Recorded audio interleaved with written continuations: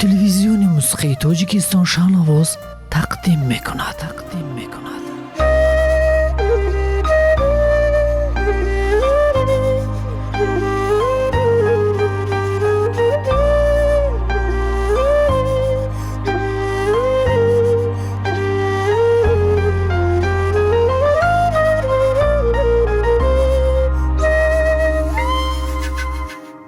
زندگی شیرین است. هر یک انسان در زندگی آرزو میکند که همیشه خوشبخت باشد. ایام کودکی یک عالمی بیغش است. یاد از گذشته ها. در زندگی این خیلی حالت ها دیگر به هیچ وقت بر نمیگردد. زندگی سراپا از مهر محبت. پدرم بسیار هم فخر میکردن که من الکی در وقت دانشجوییم در انسامبلی به عنوان دوتاری اشتراک میکردم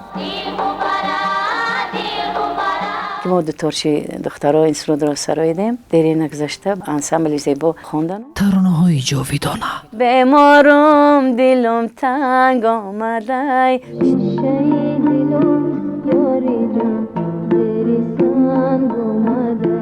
همیشه وقتی که نام پدرم رو میگیرم یا پدر میگم نمیتوان فراموش کرد. فقط یک آرزو در دلم ارمان موند که اقلا یک بار از در من پدرم ندار آمدم، چون که ما اون کس را در وقت دانشجویم از دست دادم.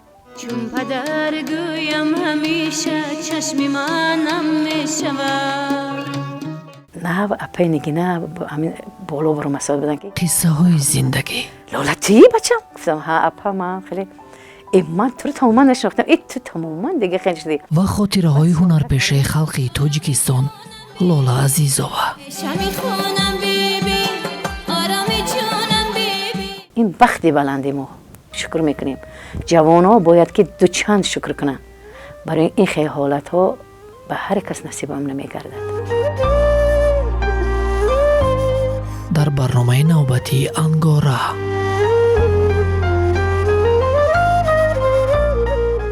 زندگی این یعنی که بهانه زندگی کردن است. زندگی شیرین است. هر یک انسان در زندگی آرزو میکند که همیشه خوشبخت باشد، و آرزوهای دلی خود برسد، پیوسته مهنت کند. خودش زندگی پست و بلندی ها دارد. البته هر انسان باید که به این تاباور باشد، برای اینکه در محیط زیستن حالت های می شود که به انسان شاید قدر معقول نیست، عذاب می کشد، غم می بیند، روحش مثال گیریم شکسته می شد، گاه ها همیشه می شد که شکر می کند که همیشه زندگی کرده استادم. البته پست و بلندی هاش بعد وقتی که اگر طاقت کند و به همه چی تاباور باشد به قله های مراد خود می رسد، قله های بلندی که مثل آرزو می کند. همیشه از انسان وابسته است که او چطور زندگی می کند.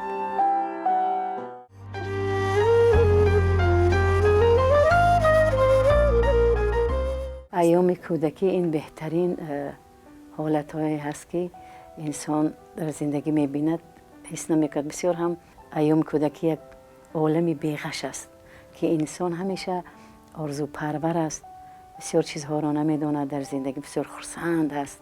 وقتی که من خیلی جوان بودم در مکتب میانه میخواندم، در عائله با فرزندان پدرم، یعنی که با برادرانم با خواهرانم خیلی خوشبخت حس میکردم که خیال میکردم که در زندگی این خیلی حالت ها دیگر به هیچ وقت بر نمیگردد، برای اینکه ایامی که در عائله هستید از همه بهترین است. در مکتب میانه میخواندم با دوگانه هایم، با همسنفانم در کروژاک های مکتب اشتراک میکردم. از همون ایام در دل من مهری همین صنعت جای شده بود.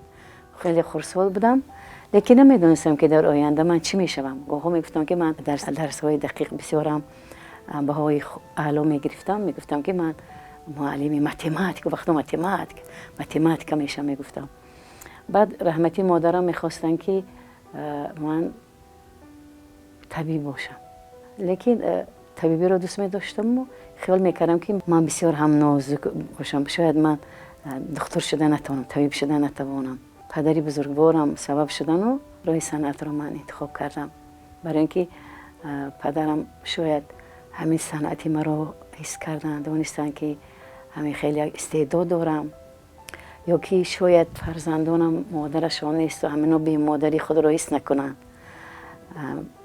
دلی همینا را چه خیلی آبام گفته، شاید به همین من دعای نیک دادن و فقط همون را حس کردم که وقتی دانشجو بودم پدرم بسیار هم فخر میکردن که من الکی در وقتی دانشجوییم در انسامبلی به عنوان دوتاری اشتراک میکردم، با طریق تلویزیون میدیدم. در کجای باشم نباشم فقط فکر میکنم که در زندگی انسان تجربه دار میشود و من همین رو حس کردم که همون لحظه های کودکی و همون شیرینی هایی که در بین فرزندان پدر هست تا به امروز همون حالت شاید نصیب انسان رو میگره. برای اینکه همون لحظه ها، برای اینکه همه پرانچک شده و خانه بخت خود میروند، لیکن همون لحظه ها همیشه پیش نظر است و به یاد آن انسان دلش گم میزند.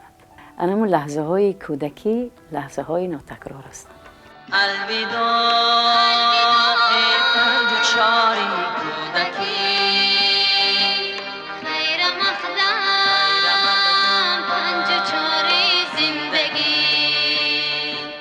الوداع پنج چاری کودکی، خیر مقدم پنج چاری زندگی.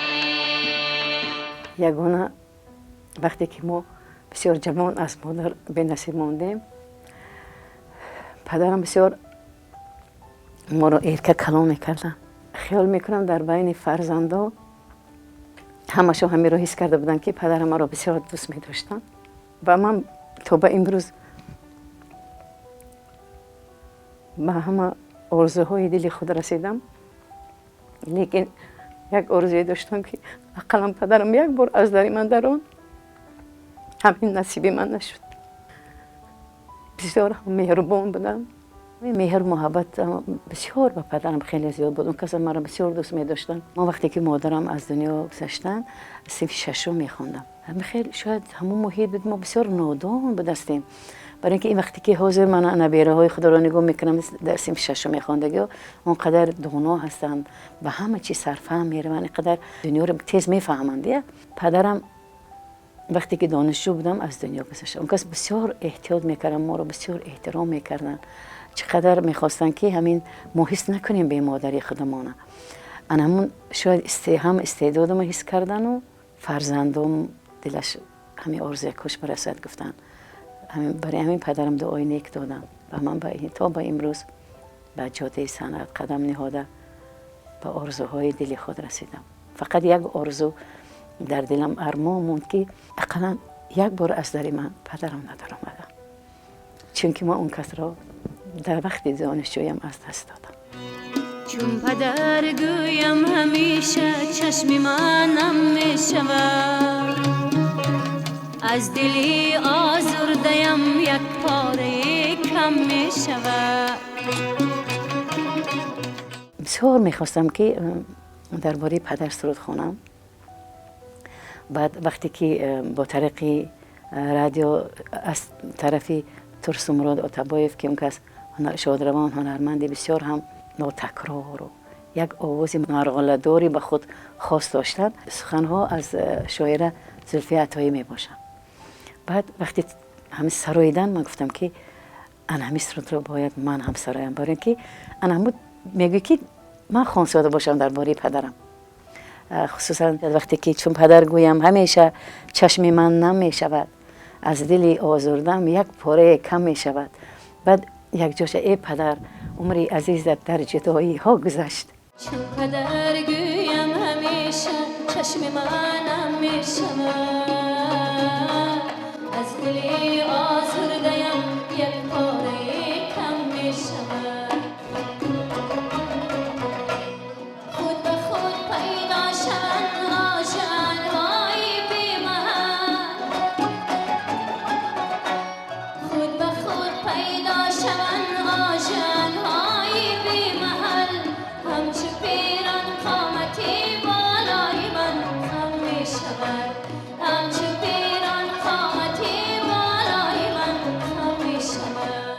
ای پدر عمری عزیزت در جدایی ها گذشت 6 بره سوی من. چون که من وقت دانشجو بودم و وقتی که ما بسیار وقت می رفتیم و خیلی تکنیک ما ترقی کردگی نبود، تو تلفن های موبایل هیچی نبود. گوها میشد که پدرم دعوت میکردم که اون کس به ناحیه می آمدن، بعد من گویا که ترقی اینجا صحبت میکردیم، گوها حیوز شدن نمیشد، شاید هفته های دیگرش می رفتیم. برای من همیشه پدرها چشم انتظاری فرزند می باشند، هم مکتوب می نویسیم. برای همین بعد هم چشم بر سوی من با راه پایی ها گذشت. گفته برای همین ای پدر عمری عزیزت در جدایی ها گذشت، چشم بر سوی من با راه پایی ها گذشت. تو به یادی من بودی و من به یادی دیگری. یعنی که من در این عالم و دنیای خود میگشتم. ایام جوانی وقتی دانشجویی درس آموزی و سرود ایجاد کنی، پدر همیشه در پیش نظر و همیشه در یاد انسان است. لیکن اون کس بسیار میخواستن که یعنی که باشم در برشان باشم، که ها تیز صحبت کنم. برای من مکتوب می نویسیم.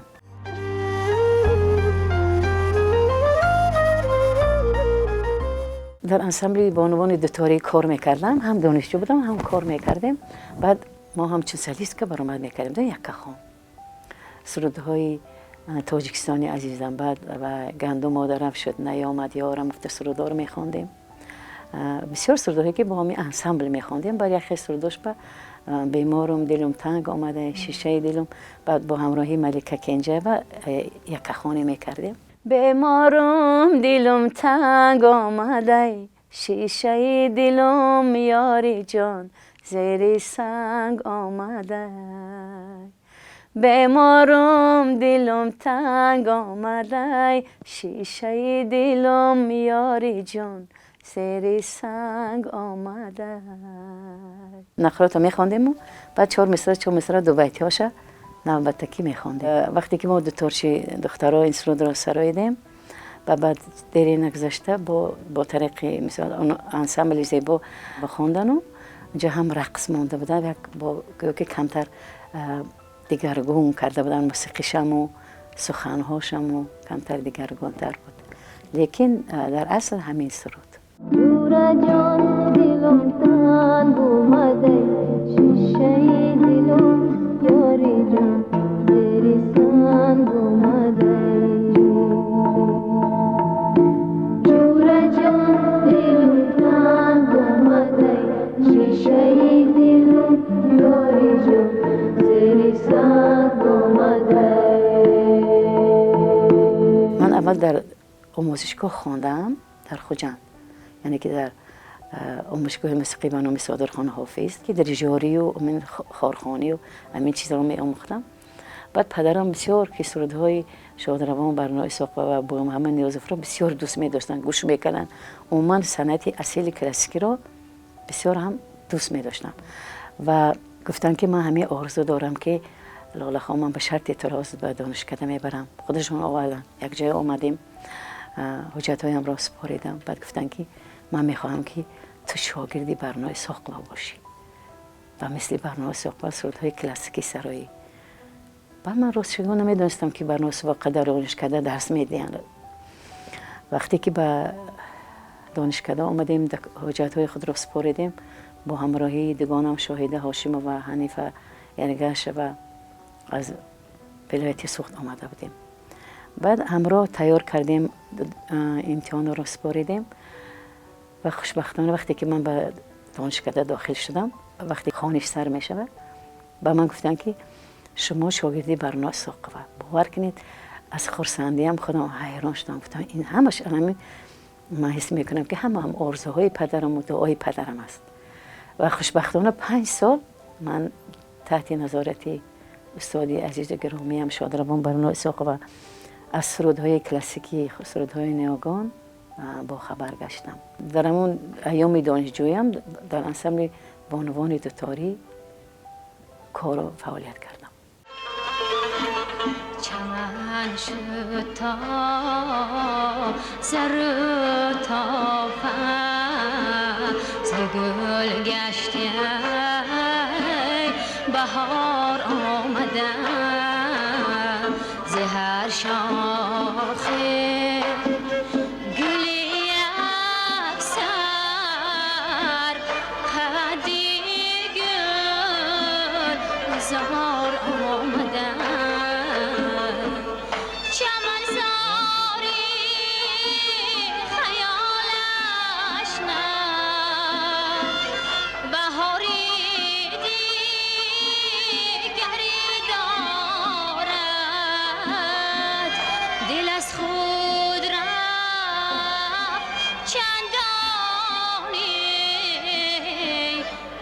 گلشن در کنار آمده. من یاد دارم که وقتی که ما دانشجو بودیم یک روز در دانشکده درس میگذاشتیم، یک روز به خانه شما میرفتیم. اون کس در همین حاضره، من این کوچه عمری خیام حاضر میگن، انا همون جا با خانه شما همون طرف بود. یک روز همونجا درس می اومدم. یک روز یعنی که در یک هفته دو بار تمرین میکردیم و یاد دارم بسیار هم مهربان بودم، برای اینکه اون کس میگفتن که همین طورم رنگ من بسیار جوان، مثلا بی پدر و بی مادر مانده، شاید برای همین بود که بسیار هم رنگ فرزندوار معامله میکردم. و وقتی که سرودها تمرین میکردیم به خانه شما میرفتیم، بعد بسیار شرم میکردم، گفتن نه اول بیا یگان چی میخوری میگفتن بعد مشق میکنیم. و من راستش ما اول میگفتم نه یکون خیلی در پیش استاد حرمتی احترام پیش این کس نه من سیر میگفتم، لیکن سیر مکیم نبودم. بعد آهسته آهسته مخشم همچون مادروار رفتار میکردن و فقط میگفتن که حرکت کن، همین وقتی سرود خواندن با همین ناله های باید که همین خیلی ناله کنی که همین وقتی سرود با اگر خودت بسیار اگر معقول شود دان که به دیگر رو معقول می شود. طرز ناله کردن و سخن ها رو اهمیت میدادن بسیار و من بسیار گاهی بی‌پرواگی میکردم، شاید سخن ها رو خوب از یاد نمیکردم، یگان خطاگی یگان حرفش به خطا میکردم. بعد وقتی که به استودیو ثبت رادیو آمدیم، شعرهایی که میسراییدم سخنهاش من شهاب‌الدین حق‌نظر گفتن اصلاح میکردم، گفتن که باید انم خیلی خوانید و خوشبختانه انسان همین آرزو پرور میشده است.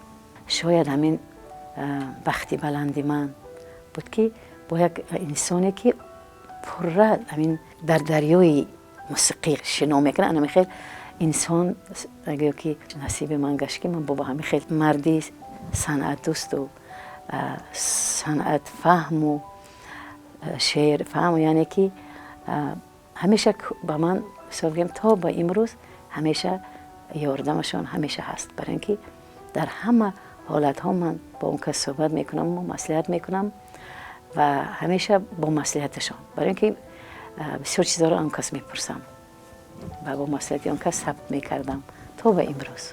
برنامه صحبت بسیار شاد بودم که من با همین چنین شخص عائله دار هستم. شهاب‌الدین حق‌نظر در رادیو کار میکردم، من در انسان بانوان دوتاری با اون کس بسیار مراجعت میکردم. اکی شهاب‌الدین گفته معامله میکردم که مثلا این شعر در کار نخنشه. بعد یک روز گفتم که من یک آهنگ که تیار هست و همین سخن‌ها من با در کار که بعد زمزمه کردم. اون کس تیز وزن عروضی که نظم میدونستن همون من گویا که سخن‌ها از خودم گفتم، برای اینکه وقتی که سخن هست با همون شعر نوشته بعد با عروض یعنی که وزن قافیه‌اش پر سنجیدن و بعد همین شعر پیدا شد. شعری که از شادروان قوت بیگ دولتوف افسانه عشق، بعد گفتی بره و از من بره. بعد سراییدم که عجایب میگه که همین آهنگ و شعر بسیار هم برای یادگار آفریده شدن. چند دیگه گذاشتم این سرود رو ثبت کردم و بسیار هم با مخلصان زیاد پیدا کردم. البته این دوره دانشجویی هم بود. همکاری های ایجادی سبب شد، یعنی که ما رو انمی صنعت گویا که به هم آورده است. یک عائله بنیاد کردیم که فقط در عائله ما شعر است و سرود است و موسیقی است و زندگی شیرین با فرزندان. گفتی مرا دیگر میام، بر خود نمی آیم دیگر، بر خود نمی آیم دیگر.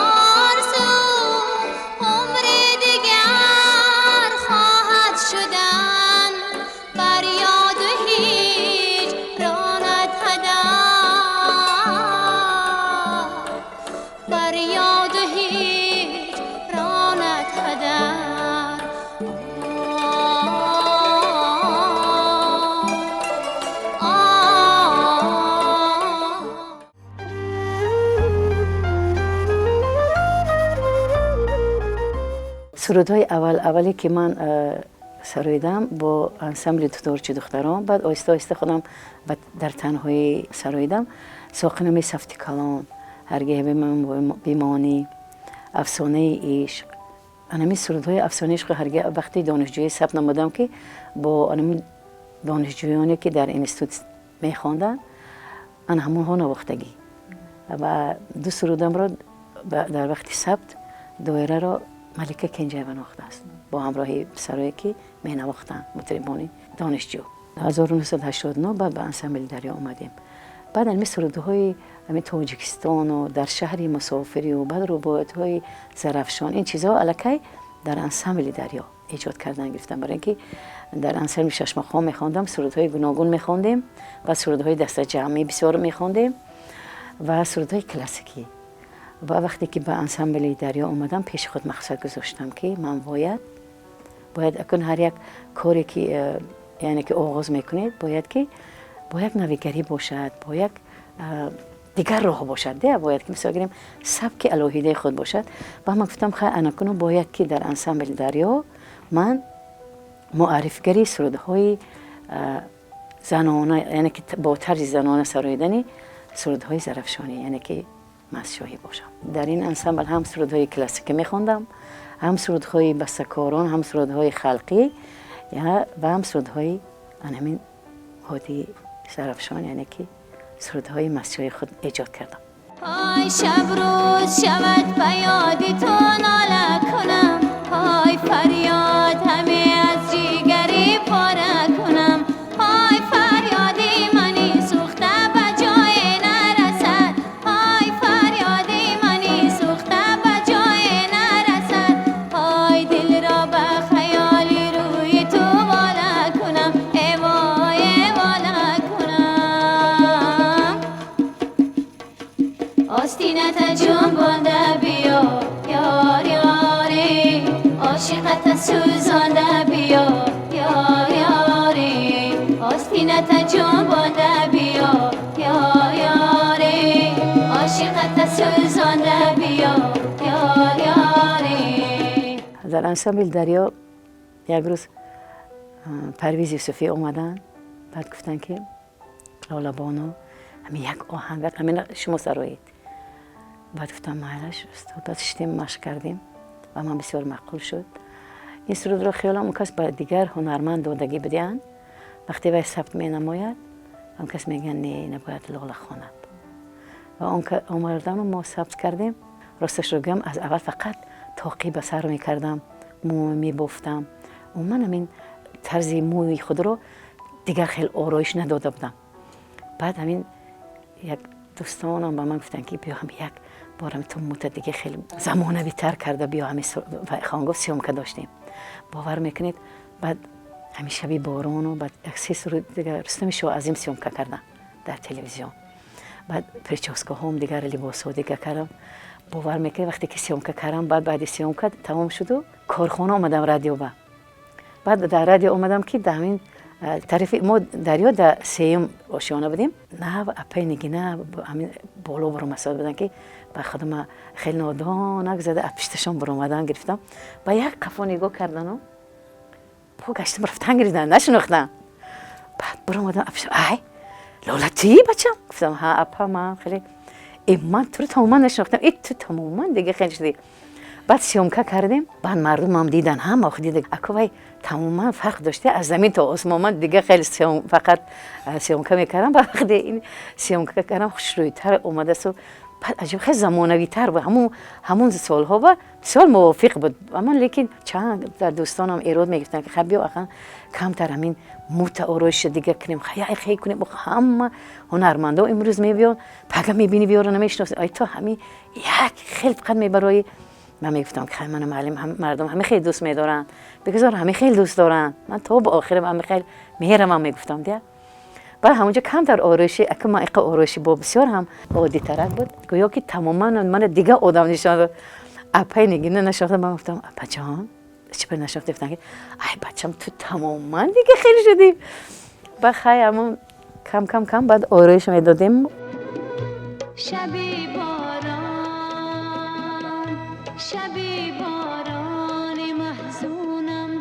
نشسته کنج تنهایی دلم خون شد عزیزی من از این بیهوده رهایی از این بیهوده رهایی شبی بارانی محزونم نشسته کنج تنهایی دلم خون شد عزیزی من از این بیهوده رهایی از این بیهوده رهایی اگر هم یگون برنامه های تلویزیونی میشد همین هنرمندا یگون لباسی فسان بر میکردیم باور میکنید بعد یک هفته دو هفته نگاه میکرد که همه مردم همون لباس رفته خرید کرده است یا همه خیلی دخ ساده است. برای همین همیشه صنعتکار این معرفی‌گر مردم است. باید همیشه مردم را به چیزهای خوب مایل کنن، به چیزهای ملی خودمون. به همین نازکی زن باید چی باشد. باید زن مثال گیریم شرم و حیای خودت همیشه داشته باشد. آن همین باید هیچ وقت گم نشود.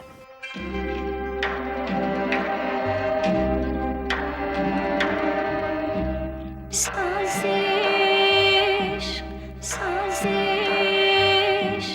در سینه اسیان میکنم هر سحر با یاد تو قلبم طغیان میکنم در فضای مهر تو رقصیده جولان میکنم در فضای مهر تو رقصیده جولان میکنم. این سرود رو از استادان شنیده بودم، بسیار هم دوست می‌دارم. همین ساز عشق موسیقیش عجایبات ایجاد شده است. همین موسیقی بسیار استادانی که این امروز در حیات نیستند وقت ناختن. آهنگ سید همرایف که ساز عشق همین را بسیار دوست می‌داشتم، زمزمه می‌کردم. بعد روزی شد با مسئولیت همین کس شهاب‌الدین اغنظر گفتم که همین ثبت کنی چی؟ گفتم خیلی بهت کنیم بینم. بعد ثبت کردم، معقول شد. و وقتی که کنسرتی شب ایجادی خود را تشکیل کردیم، انا همین کنسرت رو مخصوص برای همین سرود شده، همین رانامی ساز عشق ماندم. و سرودی و کنسرت پیشترم نیلوفر دل، به خاطر انمون نیلوفر دلم که یکمین سرودی که آهنگ من است، نیلوفر من به قلم صابر سلطان، یکمین آهنگی که ما برای نوتا آورده در ارخیوی رادیو و در اینکه در خزینه طلایی رادیو و تلویزیون ثبت است، یکمین آهنگ. و این ساز عشق بسیار هم یک آهنگی هست که انسان را به دوری ها و آهنگ یاد است. آهنگ یاد میکنید، به دوری ها میرید از گذشته. آی در شهری مسافری دلم نالونه، آی آدم به غمه همیشه سرگردونه، آی امشب چی شب است که یاد مادر کردم، آی بر خانه بابای دلم پزمونه، آی امشب چی شب است که یاد مادر کردم، آی بر خانه بابای دلم پزمونه. وقتی به انسمبل دریا آمدم، من سرودهای استاد مراد بیگ نصیرالدین را بسیار هم دوست می‌دارم، زمزمه میکنم، همیشه میخوانم. و پیش خود مقصد گذاشتم که من باید که همین سرودهای زرفشانی به لحن زنانه، برای اینکه همین سرود با لحن مردها دیگر هست، با لحن زنها دیگر. و من پیش خود مقصد گذاشتم که من سرودهای ایجاد کنم که در همین وصف مسشوق باشن. من فقط با شنیدن این مثال گریم ربایی ها را، عالم خان اسمتی نیستگی بسیار شاعری بسیار هم ناتکرار، بسیار شعرهایی که همین گویا که شعرهاشون هم حیات مردم هم خیلی تصور میکنید وقتی شعر میخوانید. بعد آهنگ‌های ایجاد کنم با لحن زنانه، بعد همین سرودهای مثلا روایت مسجو در شهر مسافری، مسجو و مرم، بعد ترانه دل، سرودی دادر، یعنی که در مسجد خیلی شهر بچه رو توی میکنن همین چیزها رو. بعد همو ایشم و اما علف های دارواری تارون و متار و ایشم و باقله، نخی چیزهایی که در همون کوهستان میروین همونا را مردم استعمال میکنن. انا همو در وصف هموها هم گویا که بعد این شعرها رو سرودها رو سراییدم. در شهر مسافر ثبت نمودیم در انسامبل دریا، بعد در شهر مسافری سراییدنم، بعد سرودی تاجیکستان من سراییدگی که مزرعه بختت گلفشان، این انمو سالها با این سرودها ایجاد شدن. مزرعه بختت گلفشان، هرچه میفتد پرفشان، تاجیکستان تاجیکستان.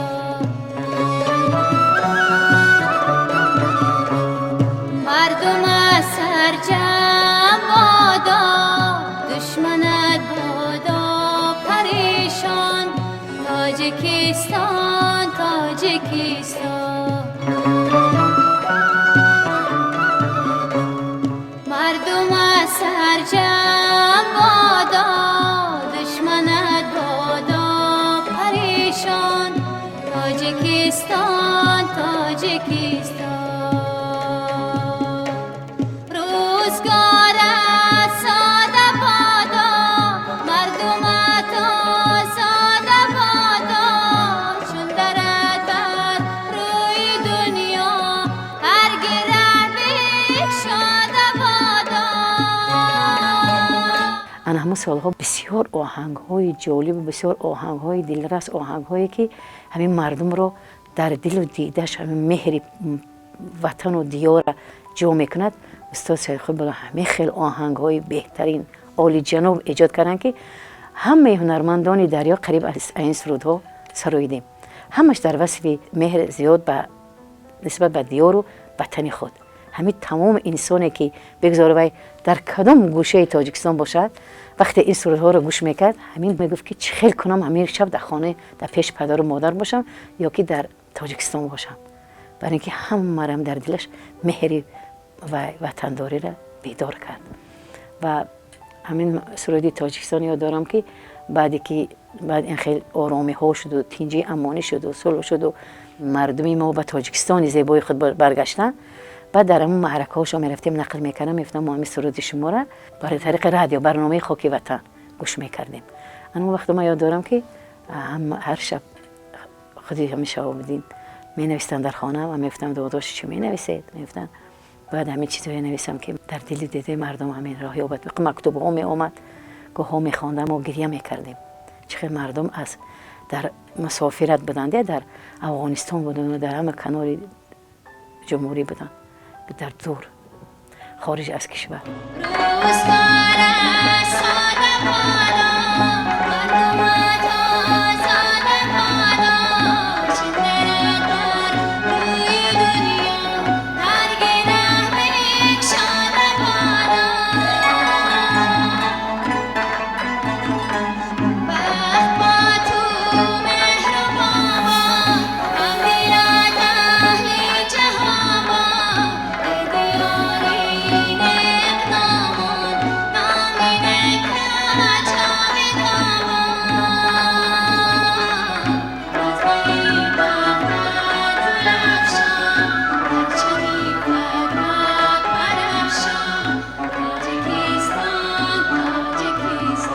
محبت زیادی همین سرودها میفتم و همین خیبم که در شهر مسافری دلم نالونه، آدم به غم همیشه سرگردونه.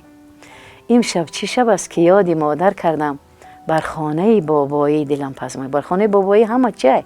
خانه پدر و مادرش و وطن خودش. ان همین هنرمند، ان همین سحری هنر همینه که مردم میتونید برای خوب برید، میتونید برای بد برید. برای این هنرمند وظیفه دار است که همیشه تربیتگری مردم باشد. فخر کنیم که مثال گیریم ما لباسی تاجیکی داریم، زبانی تاجیکی داریم، ما یک کشوری زیبا داریم. این شرایط ها برای ما مهیا است. همون سالها اگر همین شرایط ها با ما زندگی میکردیم، شاید ما چقدر از خود برای شاگردان میراث میماندیم، چقدر ایجاد ها. برای اینکه گاه ها میشد آوازمون خسته میشد، بیمار میشد، ما ثبت کردن نمیتونستیم. او شاید وقتی آوازم باید که ما ثبت کنم، شاید نوبتی دیگه کس بود نمیتونستیم. این خیلی حالا این خیلی شرایط نبود که مثلا آهنگ نویسیم با اولش آواز نویسیم. همین حوزه هنرمندان وقتی بلندی دارن، اینا باید از خود به جوانان یک میراث گرانبها باید مانند، باید کار کنند، تنبل نباشند. این هر لحظه غنیمت است، آدم غنیمت است، باید که برای آینده ملت خود خدمت کنند. گلی بادام دارم یاری خوشنام دارم، گلی بادام دارم یاری خوشنام دارم، برهش منتظرم وعده بر شام دارم، برهش منتظرم وعده بر شام دارم. گلی بادام دارم یاری خوشنام دارم، گلی بادام دارم یاری خوشنام دارم، برهش منتظرم وعده بر شام دارم، برهش منتظرم وعده بر شام دارم. چشمی و مهبینه چشمی ما رهبینه، چشمی و مهبینه چشمی ما رهبینه، سوخ ما را و وله دلکی خام دارم، سوخ ما را و وله دلکی خام دارم. گلی بادام دارم یاری خوشنام دارم، گلی بادام دارم یاری خوشنام دارم، برهش منتظرم وعده بر شام دارم، برهش منتظرم وعده بر شام دارم. حاضر سرودهای کلاسیکی آماده هستند برای ثبت کردن.